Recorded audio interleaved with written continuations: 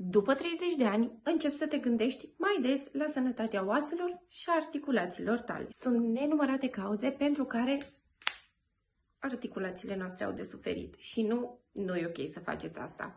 Eu stau 8 ore pe zi la birou și am o viață destul de sedentară. Încerc să fac sport, însă oasele, articulațiile și mai ales spatele meu au de suferit. De asemenea, somnul într-o poziție nepotrivită poate afecta și el și chiar faptul că ridicăm uneori greutăți pe care nu putem să le ridicăm în mod normal. Așa că am mereu nevoie de câteva lucruri în casă pentru a rezolva aceste probleme. Încerc cât de mult pot să îmi ajut încheieturile și articulațiile atât din exterior cât și din interior.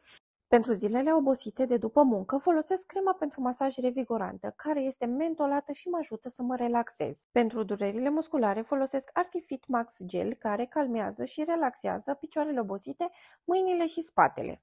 Pentru oase și articulații sănătoase administrez zilnic câte o capsulă din acest supliment de la Natura Plant.